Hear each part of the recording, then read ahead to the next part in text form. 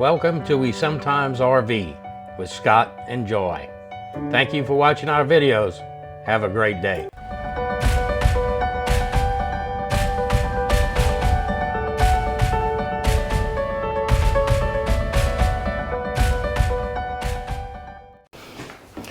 Welcome to We Sometimes RV with Scott and Joy. I'm Scott. Joy is currently not here, which I know disappoints a lot of people. But please stay tuned, because at the end, I'm going to show you a project that I'm starting that I need your assistance with. I'm trying to make up my mind what to do. You'll see it at the end. This is going to cover the things that you have to have when you start RVing, and then things that are nice to have. They come in handy. I use everything that I'm going to cover. I'm not an expert on it.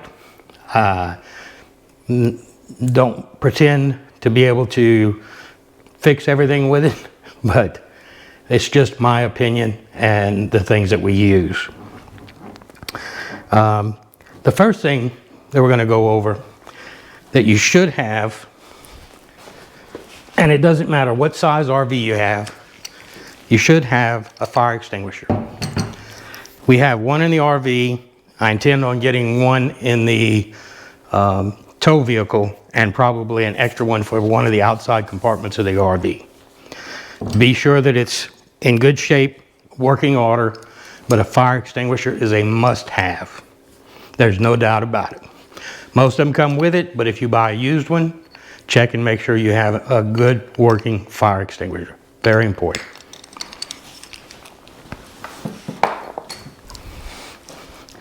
Next on the list, and Joy is going to vouch for this, is what we have to have, there's no doubt about it, is a bottle of new skin.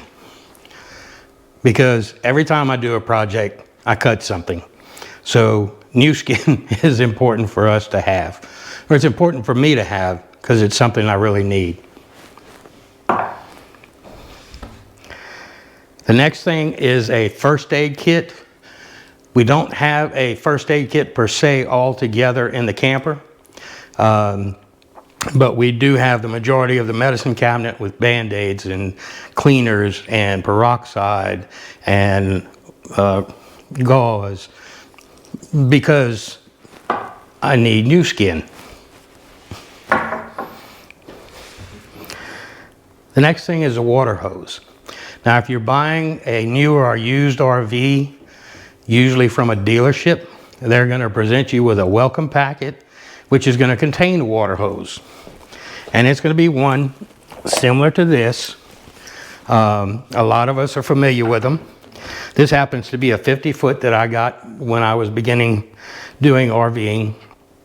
It was a huge mistake, especially when you get in cold weather. This is the most difficult thing that you can wrap up or try to wrap up when it's hard and cold.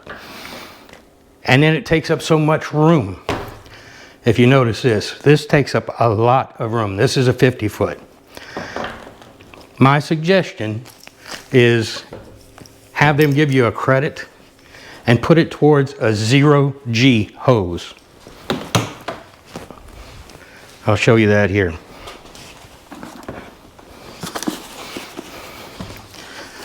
Zero G, you can order them on Amazon. You can get it at your local dealers usually. You can get it at Walmart. I will have links to just about everything in the video that you can contact or get either at Amazon, Harbor Freight, Lowe's, or you can also check your dealers. But this hose does not collapse down like the cheap pocket hoses that you see that, you know, once it loses all its water. This is a much better hose. This is going to last longer. In fact, I'm fixing to replace, let me show you. I'm fixing to replace my current water hose, which I have on a reel that's made for extension cords. And it's so nice to be able to reel it up when I need to and unwind it and it just stays compact a lot easier. You can make it even smaller if you just bundle it up and put it somewhere. I just like this here. And what I'm going to do is I'm going to take the one that I'm currently using for my water hose, and that is going to become my black tank flush hose. Also, I have quick connects, and I have a valve on the water hose. So that way, once it's hooked up, I can turn the water on at the faucet, open this up, get a good stream going out of here so all the air is out. Then I connect it to my water filter. And yes, my water filter looks like it's been in a fight and it's got paper towel stuck in its nose. But that's to keep it from dripping everywhere. I have an elbow on the water filter and also quick connects. This elbow is because I connect it directly to the inlet of the water on the RV. Then the quick connect down here. And by being able to bleed the line, I have a lot less chance of water being in the RV. Air, I'm sorry. And this is a water filter that I use. And part of the surprise project that I need assistance with has to do with the water filter, but not this one.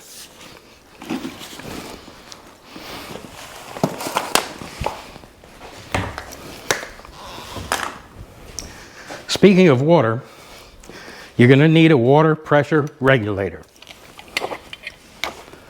There are many different styles, types, sizes. The one that your dealer, if he gives you one, will be one that is primarily set for 40 psi. Most RVs get okay pressure at 40 psi. I usually run mine about 50 or 55. But you cannot change the water pressure through this valve. I will put a link to it though. It's the least expensive and it's very easy. You just hook it to the water faucet, you hook your hose to it, and you're ready to go. Do not hook your water hose directly to the faucet because you could end up busting the pipes in your RV, especially if you have one of the older RVs that does not use PEX pipe. This one is a little fancier. It has a pressure gauge. You still can't change what pressure this is regulated at, but you can see what pressure is coming in. And that way you can make sure that you're not going over pressure to your RV.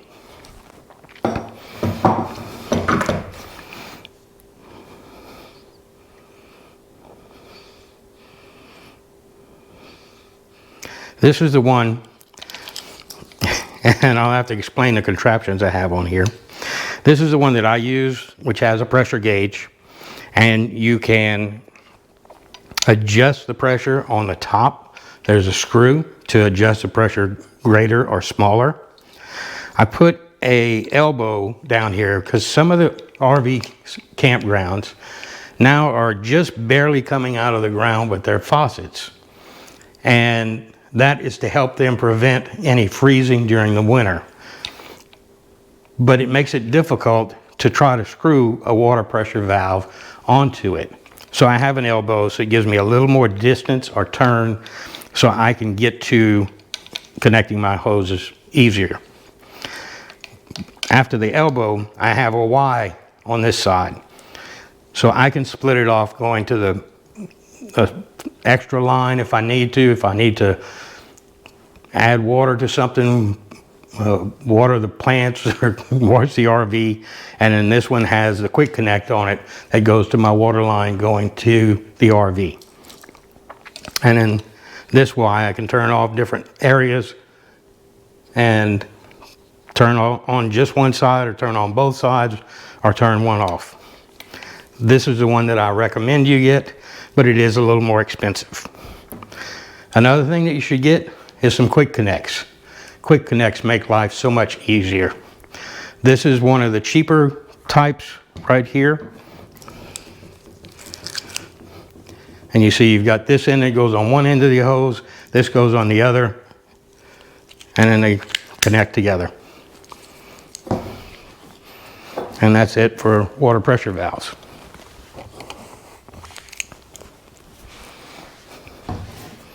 Let's see. Water filter, I've already covered that. Sewage hose is another must-have item.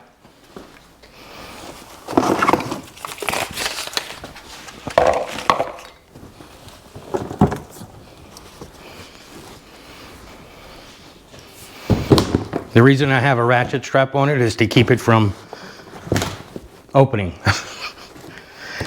I already have two 10-foot hose sections, and your RV dealer will more than likely give you a 10-foot hose and an elbow.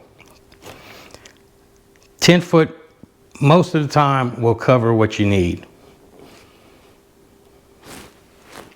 The other times you need at least 20. This actually gives me a total of 40 feet. And it's got an elbow. I really like the Rhino Flex. I had one that after about 6 months, one end was leaking, and the people at Rhino Flex, well actually at Camco, sent me a new set, which is what this one is. I highly recommend them. It's easy to use. It goes together. It's accordion style. It fits inside the back bumper if your RV is so equipped to hold it. You can fit two 10-foot sections easily in there. But it's something you have to have.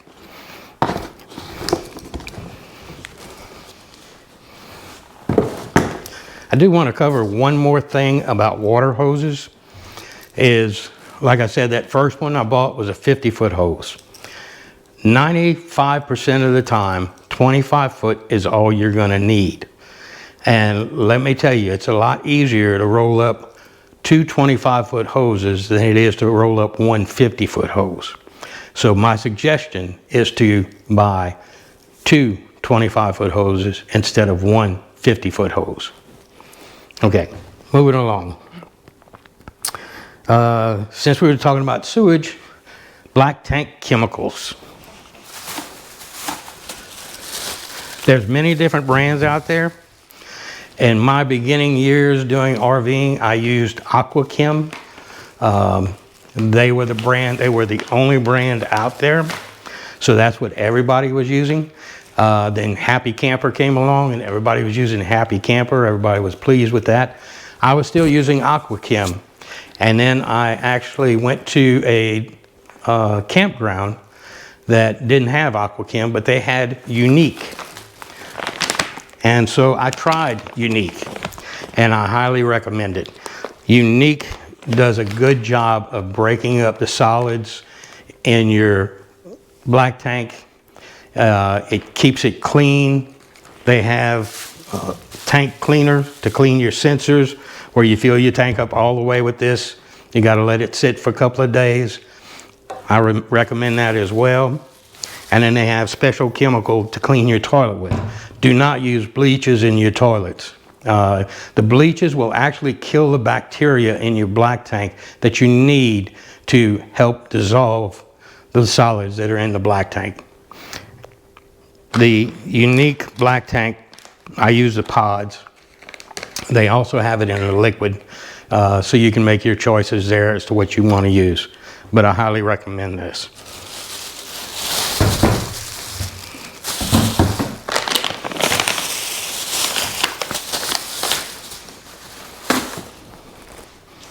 Okay. All right. Another thing that is a must-have, it is not 100% must-have, but if you want to take a chance on ruining your RV, you don't have to use it. And that's a surge protector. There are many different brands, different sizes. This is one, I have a 30 amp coach, so this is for a 30 amp. It does give me lights as to whether the it's got 120 volt, whether it's got overheated or surge protection, or whether it's over 30 amps. So this, when all the green lights are on, I'm good to go. I actually plug this into the pedestal, turn the breaker on, be sure that the breaker is off before you plug anything in. But I plug it into the pedestal, turn the breaker on, check my lights. If everything's good, I turn the breaker off, I plug my power cable into this, and then I turn the breaker back on. Now, of course, these are not cheap, and they make them for 30 amp, they make them for 50 amp. There's many models out there. There's some that can be, and some that are hardwired into your system. So try that and see what you think. The next thing that goes along with that, and I saw one of the YouTubers at one of the RV shows ask the question to see if people knew the answer, is what is a dog bone? And no, it's not something from Purina or a puppy chow, or it's not a bone for a dog. A dog bone takes your 30 amp and goes to a 15 or 20 amp plug. And I use this at home to plug the RV in. I do have a 50 amp on the house, and when I want to, I can plug this in, and then this goes to 30 amp. So this is a 50 amp plug on this side, 30 amp on this side. The reason I plug it in like that is if I want to run both ACs, or if we have to live in the RV for some reason, but still have power in the house. Or if I'm in the dog house and I need a dog bone. But this one, our RV has two 11,000 BTU air conditioners. This will actually, plugged into the house, will run one of the air conditioners completely. It won't run both. You'll throw the breaker if you do that, but it will run one. So I use that to help keep the RV in cooler temperatures when it's hot outside.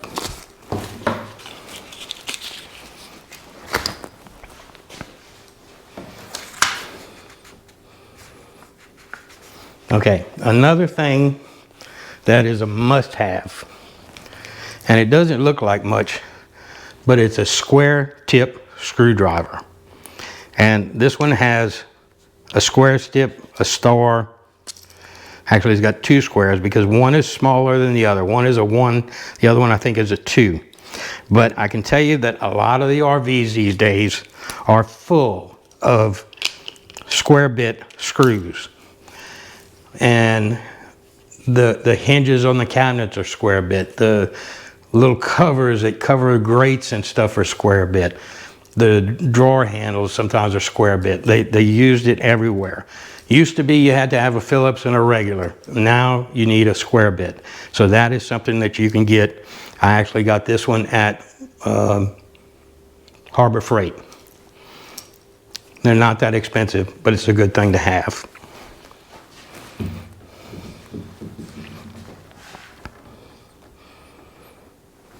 And the last must-have thing, and I've talked about this in previous videos on the mods on the 30, I think it was on the 30Z, the mods, and I'll link that above, whichever side it goes on. But are the thermal cutoff connections for your hot water, your water heater.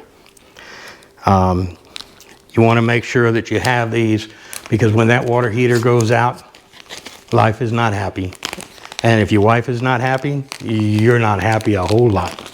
So be sure you have some of these in stock.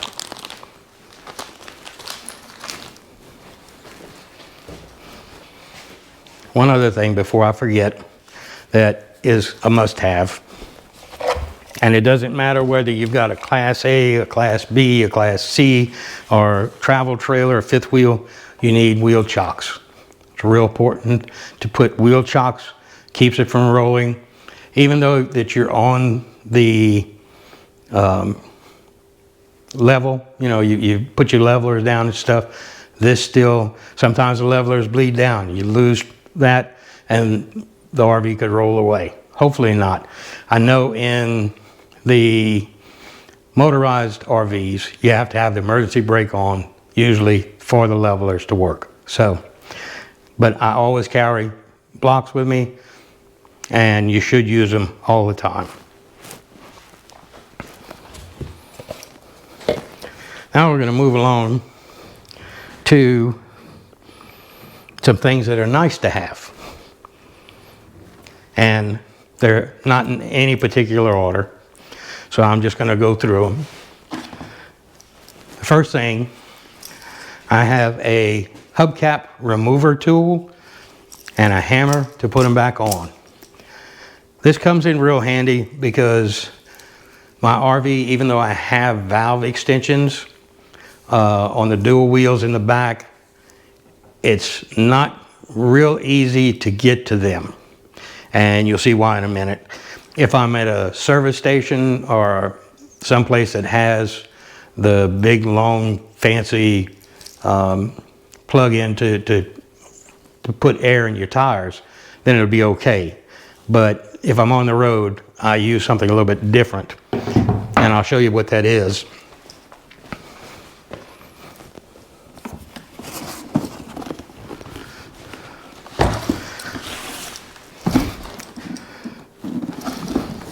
This is a Cobalt, what's it called? Inflator. It's not an air compressor. It doesn't have a tank. It's not like the Vi-Air. This, my RV requires the back tires to be at 80 PSI. And this will get them to 80 PSI. It's not going to get them there fast, but it's going to get them there. And it's a lot less expensive than the Vi-Air. I like the Vi-Air, and if it wasn't so expensive, I'd probably buy one. But this will get the front tires to 75 pounds. It'll get the rear tires to 80 pounds. Now it does have the old bicycle style where you clip the hose on and you clamp it down and it holds it in place. You set the pressure and it builds it up and will inflate the tire to the right pressure. And that's another reason why I need this, because I have to take the hubcap off in order to get this to fit correctly on there. The Vi-Air is what a lot of people use. I haven't used it. I have used this, and I really like this. It's a lot lighter than the Vi-Air. It's a lot cheaper. I got this at Lowe's. I will have a link below.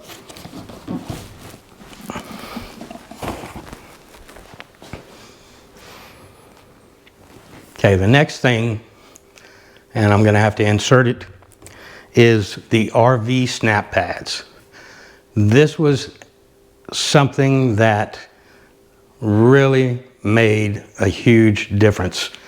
I don't have to worry about damaging anybody's concrete or an asphalt driveway or getting stuck too far in the mud or having to crawl underneath the RV to put blocks and stuff, which I used to do. I have the orange blocks that I use to level it. The RV snap pads, they make the snap pads for all different makes and models.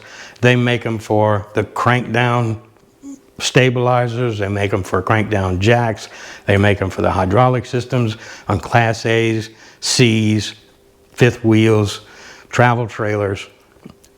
Check out their website and get you some. You'll be glad that you did.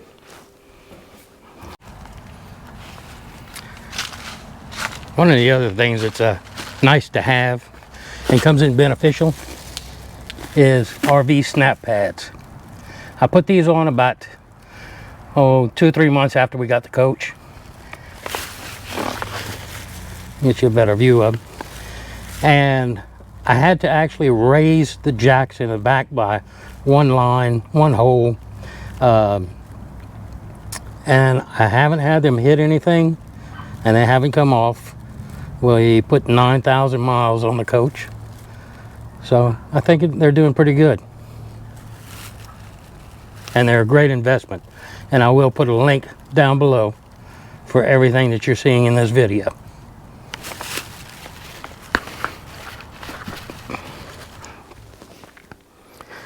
The next thing that's a nice thing to have, not required,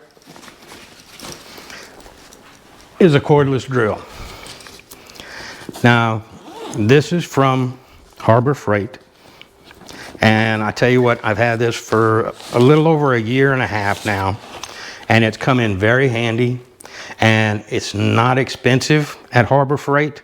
They do have specials that go on, and it's got one battery. I hopefully never have to use it where I need more than one battery.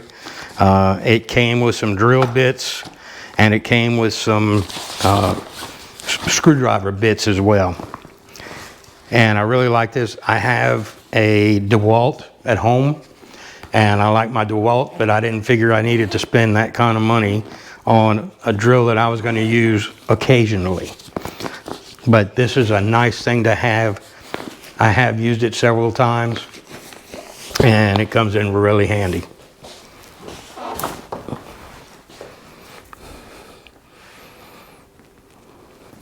One that I don't have displayed out here is a camping table. I have a folding camping table. I'll put a link below, but I use it. It's about I want to say it's almost a 6-foot table. It's probably a 5-foot table, 5 foot long, maybe about 18 to 20 inches wide. It comes in real handy. We use it for what I'm going to show you next, to put the camping stove on. We cook on it. We set food out for when people come. Now, if there's no picnic table, we'll eat at that table if we're sitting outside, if the weather's good and the mosquitoes are not killing us.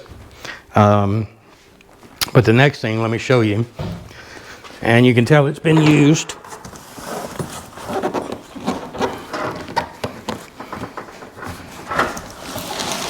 Is a Coleman camping stove. Now, I know that the rage is the Blackstone, and the Blackstone looks really nice. Two things that made me decide not to get the Blackstone. One was the weight. It's a very heavy stove. And when you're RVing, weight is a big consideration. A lot of the people that have the Blackstone usually are pulling a travel trailer, a fifth wheel, and the Blackstone is sitting inside their truck. This stove has 2 burners, works really well. I've got an extra hose that will connect it up to a 5-pound propane bottle. So I can burn it for quite a while. And I use it to cook on, I guess if I had to, because I have made drip coffee before, I could use it to make coffee with. So it comes in at a decent price, and I really like it. And this is what I'm going to continue to use.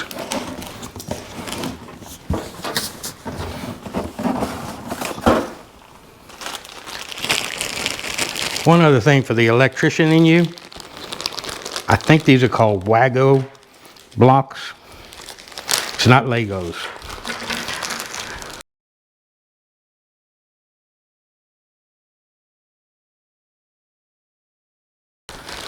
These are used for connecting wires, and they have them where there's 5 areas, there's 4, there's 3, there's 2,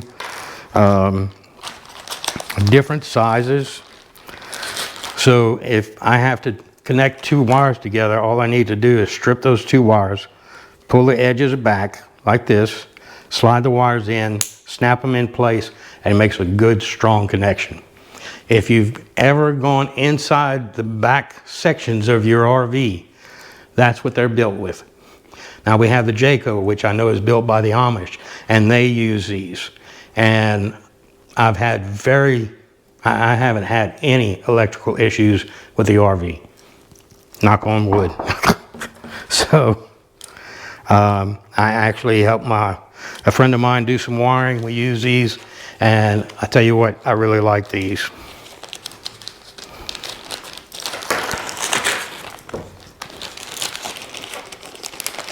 And last but not least,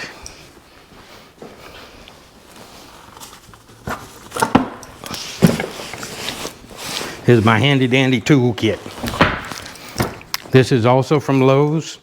It comes pre-filled basically with screwdrivers, pliers, socket wrenches, a few combination wrenches, pliers, drill bits, not drill bits, screwdrivers from little to big, to ones that you put tips in, so there's tips in there.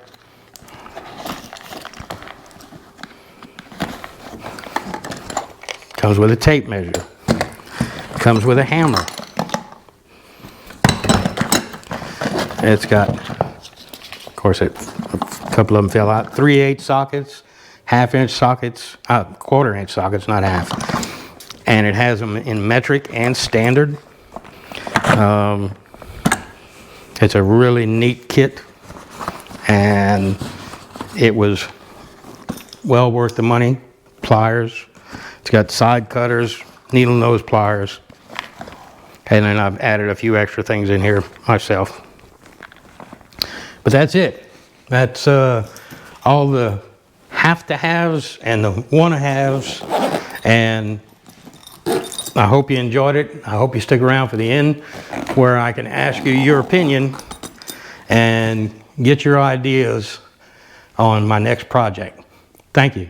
And don't forget to subscribe, hit the notification bell, leave your comments, and be sure to smash that like button. Thank you.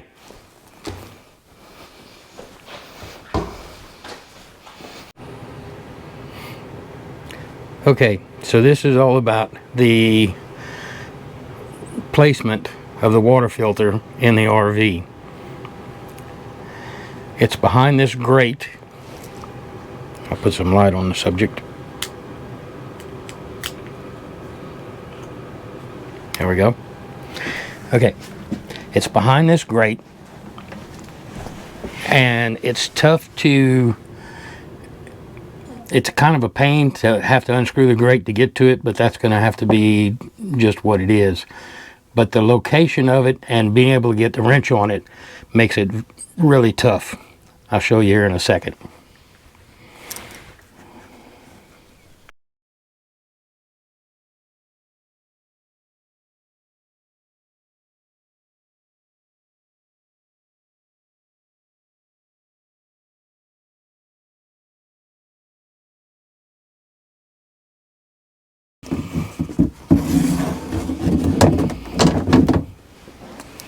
Okay. So as you can see, the water filter's here. These are the water lines coming into the coach. These are the water lines down here that go to the valves where you set, whether you're doing country fill or city fill or what you're doing with it. And here is the location of the water pump. I actually thought about moving this completely into the outside compartment.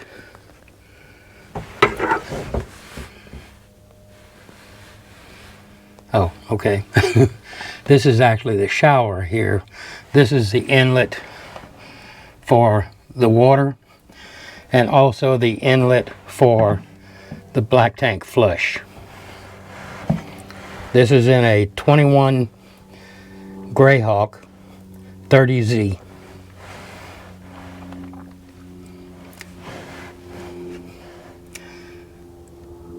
So I'm just going to put this out here for now. Get some suggestions. Should I take this water filter and just bypass it completely and not have it in here? We do have an inline filter that I put on the outside of the coach, but is that enough? So please, give me your suggestions. It makes it real tough when you're trying to get down in here to change that filter. And look, a set of Wheel of Fortune cards. What else is down there? I think that's Joy that put that in the drawer, and it probably fell out of the drawer.